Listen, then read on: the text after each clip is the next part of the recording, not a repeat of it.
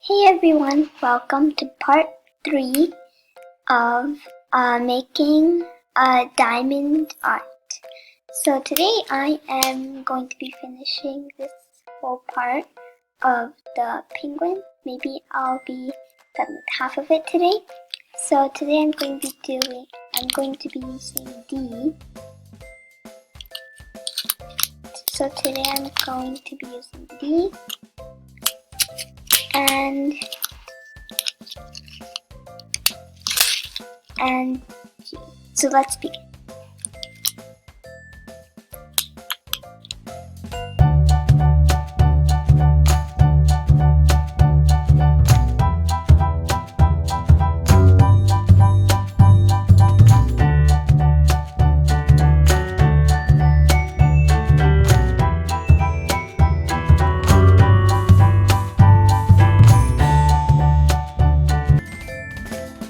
I hope that you guys enjoyed part 3, so this is what I've completed.